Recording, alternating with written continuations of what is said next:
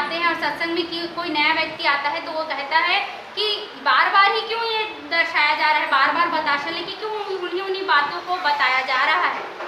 तो प्रमाण ये है कि बच्चे को केवल एक बार अनार का, आम का या 12 खड़ी सिखा दिया तो उसे आ जाता है क्या संपूर्ण 12 खड़ी अनार का?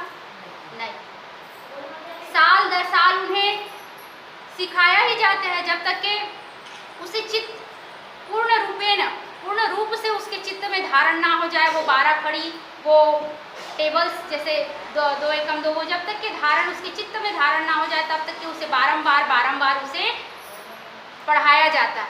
तो वैसे ही ये ज्ञान है, इसे बार बार जितना ही हम इसको सुनने और समझने का प्रयास करेंगे कुछ नया से अनुभूति आती है।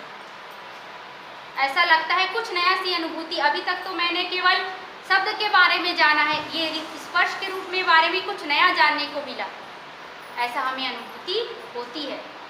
तो बहुत धन्यवाद के पात्र हैं आदरणीय चाचा जी के माध्यम से हमें ये सत्संग का अवसर मिला। तो वेदों में ये कहा गया है कि शब्द ज्ञान महारण्यम चित्त भवित कारणम, यानी ये शब्द का ज्ञान, जब तक कि जो वस्तु के बारे में हम बोल रहे हैं उस वस्तु को अगर हम पीछे रख दिए, कोई व्यक्ति नहीं आया है, जैसे आदरणीय केसरवाणी जी नहीं आई है और उसके बारे में मुझे बात करने हैं तो कुछ भी मैं बातें जो उनके बारे में नहीं है वैसी मैं बातें करने लगूंगी। अगर वो सामने बैठी हुई है मेरे, तो जो सत्य है उसी बातों को मैं कहूँगी, उनके बारे में कुछ भी असत्य नहीं कह सकती, क्योंकि वो मेरे सामने है, मेरे प्रत्यक्ष है। तो उसके बारे में कुछ उटपटांग में बातें कर सकती हूँ क्या? नहीं। तो इसीलिए भगवान नवम बुद्ध अवतार नारायण भगवान कहते हैं कि बतासे अपने सामने रखना भूलना नहीं। सर्वप्रथम इसी विश्व विराट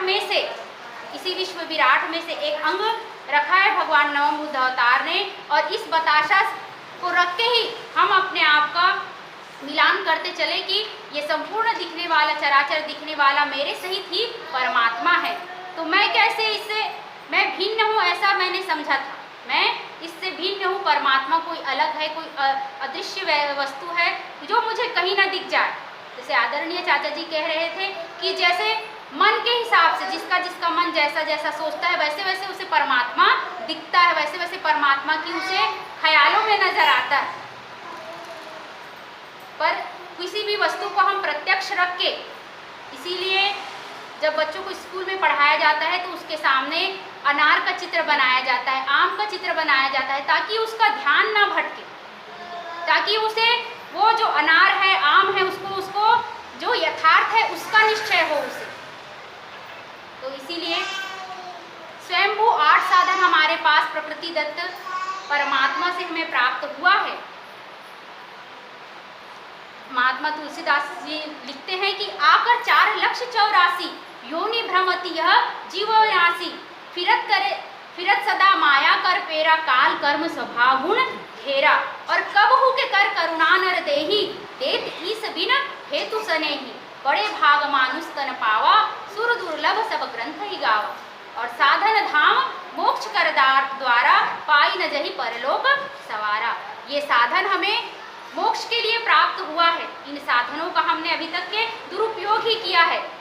बड़े सौभाग्य से हमें 4,84,000 योनियों में हम भटकते हुए आए हैं, और मानव जन्म में भी पशु मनुष्य से होते हुए हम इस श्रेणी में आके अब परमात्मा का ज्ञान पुंज मिल ही न संता, सद्गुरु के द्वारा, ये तो हमारे पुण्य उदय है, इसीलिए हम यहाँ एकत्रित हुए हैं, और इस ज्ञान को हमें सुनने का बड़ा आनंद आता है।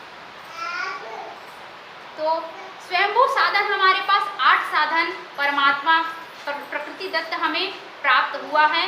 वो साधन कौन से हैं? तो 5 ज्ञानेंद्रियां, 6वां मन, 7वीं बुद्धि और 8वां स्वयं जीवात्मा। भगवान लिखते हैं गीता में कि पृथ्वी जल अग्नि वायु आकाश मन धी अहंकार, यही मेरे प्रकृति के अष्टांग है। ये परमात्मा के अष्टांग है, और हमारे पास साधन है 8 साधन, 5 ज्ञानेंद्रियां, 6वां मन, 7वीं बुद्धि और 8वां स्वयं जीवात्मा जान, जो जानना ही चाहता है।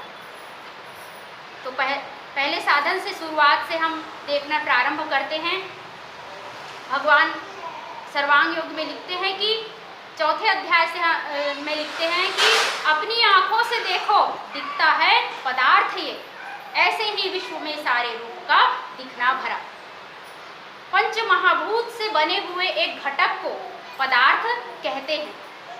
तो भगवान कहते हैं कि अपनी आंखों से देखो। दीदी जी ने स्वयं कहा कि अपनी आंखों से देखने पर ही निश्चय होता है। एक छोटा सा बच्चा जब उसे हम पढ़ाते हैं तो कहते हैं कि बेटा आपकी गलती हो गई है, तो तुरंत कॉपी लेके दिखाइए मेरी गलती कहाँ है, ऐसा बोलते हैं। तो फिर ये तो परमात्मा का निश्चय है, परमात्मा का दिग्दर्शन करने के लिए हम चले हैं।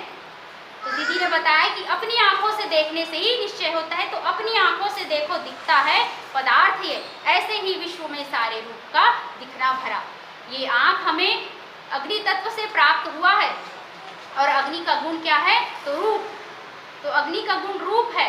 तो हम जब तक के इधर आंखों में भी हमें अग्नि का प्रकाश चाहिए और बाहर भी अग्नि का प्रकाश चाहिए। दिन में हम सूर्य के प्रकाश में व्यवहार कर लेते हैं, और जैसे ही शाम होती है तो हम लाइट का बटन ऑन कर देते हैं, यानी अग्नि के ही प्रकाश में हम अपनी आंखों से व्यवहार करते हैं। वैसे ही दूसरा साधन हमारे पास त्वचा है। इसे हाथ लगा देखो आता है स्पर्श ध्यान में, और ये स्पर्श भाव सर्वत्र विश्व में है भरा हुआ। ये त्वचा हमें वायु तत्व से प्राप्त हुआ है, और वायु का गुण क्या है? तो स्पर्श।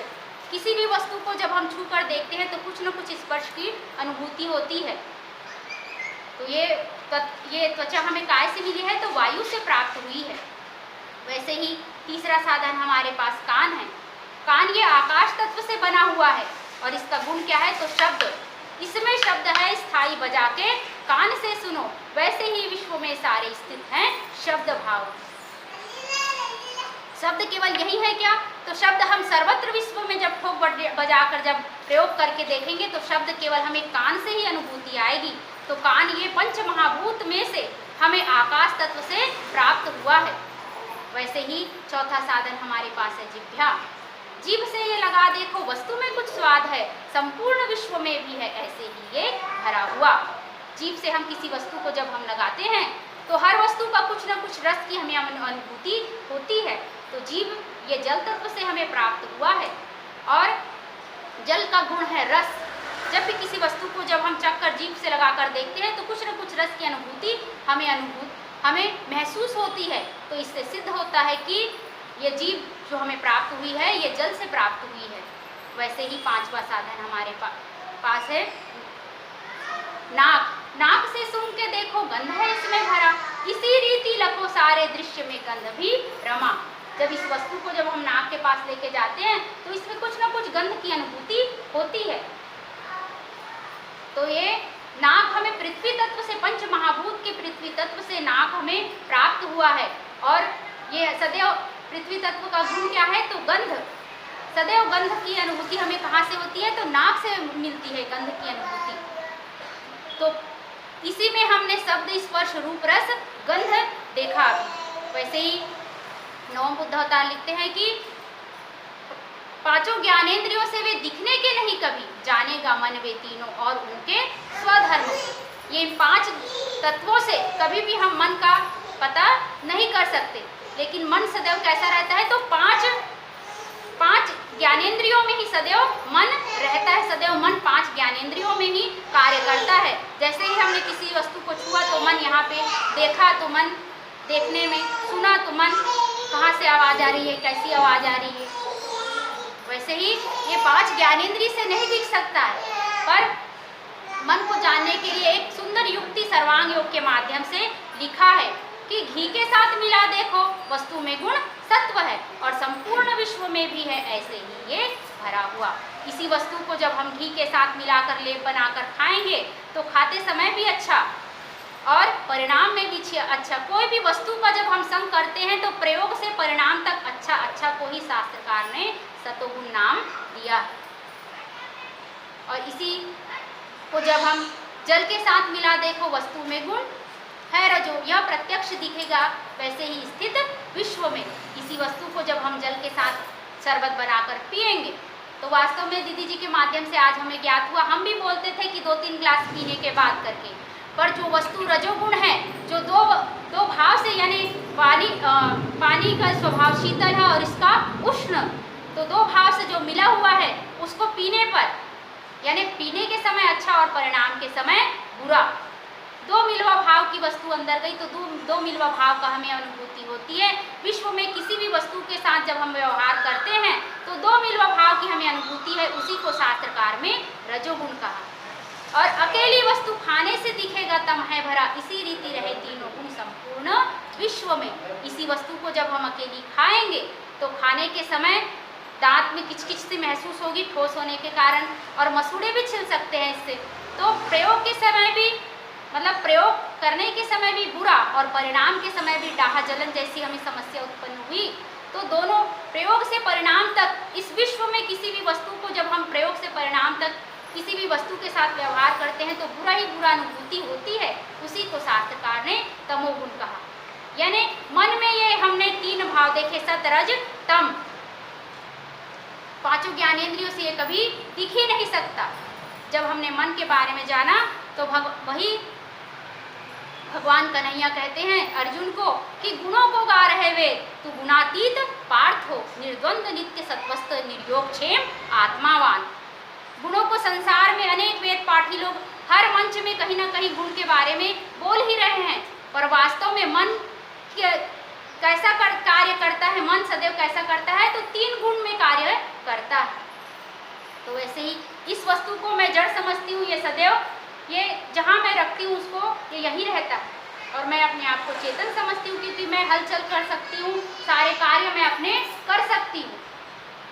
तो नवम बुद्ध अवतार ने इसका भी ये कि जड़ चेतन की ग्रंथि छूटने का सुमार्ग ये, और बता से अपने सामने रखना भूलना नहीं। इसी वस्तु को जब हम नहीं खाएंगे, इसको ग्रहण नहीं करेंगे तो हमारे में ही हम ही जड़ हो जाएंगे।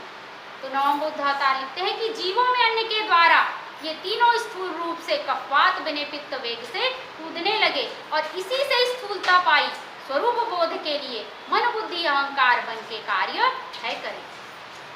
जब इसी वस्तु को जब हम ग्रहण करेंगे तो यही वस्तु अंतिम अवस्था के रूप में, मन बुद्धि के रूप में ये हम जो बोल रहे हैं ये अन्न का ही कार्य है जो हम ये इस तरह से बोल रहे हैं। तो वैसे ही इसी वस्तु में हमने शब्द स्पर्श रूप रस गंध तथा गुणतः सतरजतम देखा।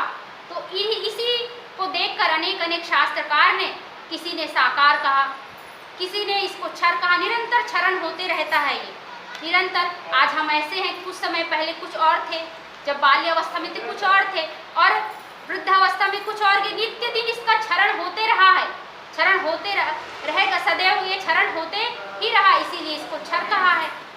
अनेक अनेक शास्त्रकार ने इसका ही विराट रूप, इसको ही देखकर, इसीलिए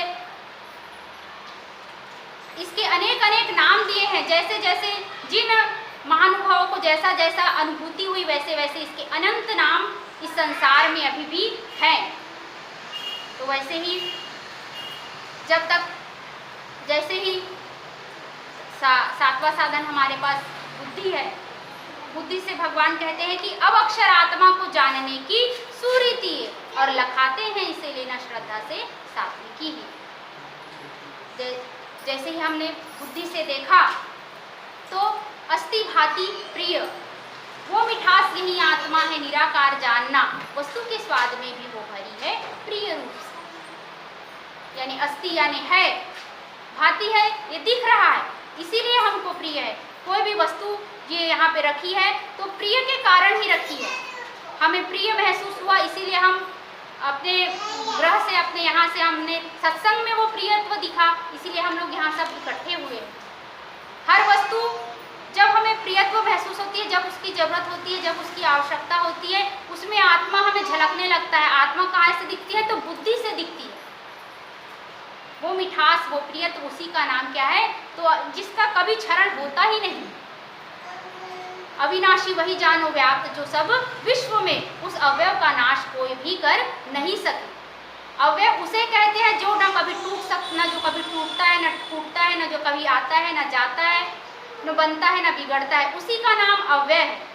अव्यय आत्मा जो नित्य क्षरण होते हुए भी जो सदैव है, उसी का नाम क्या है? तो अक्षर आत्मा। वैसे ही जब हमने मन और अपनी इंद्रियों और मन तक के जब देखा तो इसको साकार कहा, ये नित्य प्रतिक्षरण हो रहा है, इसको क्षर कहा। और बुद्धि से देखा तो इसको निराकार कहा। तो दो भाव महसूस होते हैं कि साकार को मानूं कि निराकार को मानूं। अपने ही मन बुद्धि में ये द्वंद्व होता है कि किसको सत्य मानूं, ये साकार सत्य है या निराकार सत्य है। पर इस साकार को जब मैं निराकार से अलग करना चाहूँ तो होता ही नहीं। इस आकार के साथ ये मिठास रूपी निराकार इसके साथ जारी, इसके राई के दाने के बराबर भी अगर निकालना चाहूँ तो इसमें मिठास है ही, वो निराकार रूपी मिठास इसमें है ही। तो जब हम अपने सद्गुरु के पास जाते हैं और उनसे पूछते हैं कि ये साकार सत्य है या निराकार सत्य है, तो सद्गुरु भगवान कहते हैं कि इसमें द्वंद्व करने के बजाय इस साकार और निराकार को एक नाम दे देते हैं। तो नाम है उसके आगे जान के बुद्धि ही जहाँ और लय को प्राप्त होती है, वही सद्रूप जानना। दृश्य साकार वो ही है निराकार भी वही, और दोनों का धाम भी है वो उसको सर्व है का। और एक ही वस्तु में जानो कल्पित भाव, तीन ये निज रूप लखाने को वेदों में कल्पना किए। अपना ही निज रूप लखाने किए ये वेदों में क्षर अक्षर पुरुषोत्तम नाम से कल्पना किए। नाम देते ही साकार और निराकार का लय इसमें हो जाता है। वैसे ही इस विश्व में अनंत नाम है, इसी जगह पे अनंत नाम है। इसको डब्बा कह दिए, इसको फोटो कह दिए, इसको पीड़ा कह दिए, इसको थाली कह दिए, अनंत नाम है इसमें। तो नाम भगवान कहते हैं कि ये विश्व ही विश्वरूप परमात्मा, कहते ही ये संपूर्ण नामों का लय इस विश्वरूप परमात्मा में हो गया।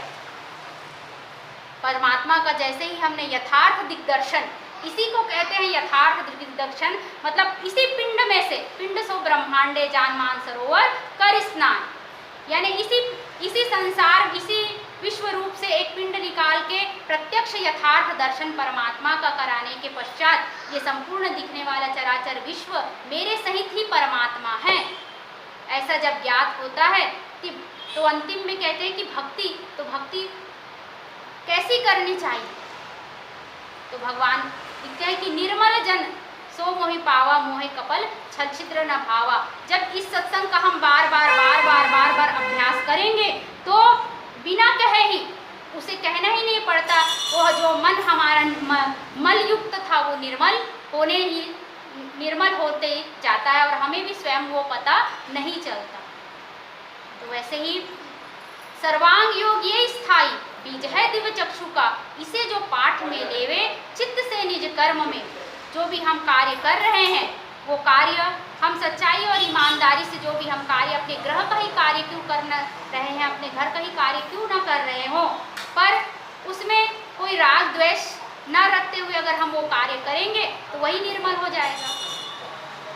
तो जो भी हम, भक्ति का मतलब ही दीदी ने बताया कि व्यवहार ही, जो भी हम व्यवहार कर रहे हैं उसे सच्चाई से, जैसे मंदिर जाते हैं तो कितना श्रद्धा और प्रेम में वो मतलब अंदर से ही वो आ जाती है। मंदिर जाते ही कहते हुए हम इतने मतलब निर्मल मन से जाते हैं मंदिर, किसी के मंदिर जाते ही किसी के मन प्रति राग द्वेष नहीं रहता, बड़े श्रद्धा और प्रेम से हम कभी भी मंदिर तीर्थ यात्रा करने के लिए जब जाते हैं। तो वैसे ही जब भी हम, भगवान कह रहे हैं कि सदैव जब भी हम व्यवहार कर रहे हैं तो वो दिखने लगता है। तो ऐसा ही कह के मैं अपनी वाणी को विराम देती हूँ। सद्गुरु भगवान की जय, विश्वरूप परमात्मा की जय। मातृ वा नर्मदे।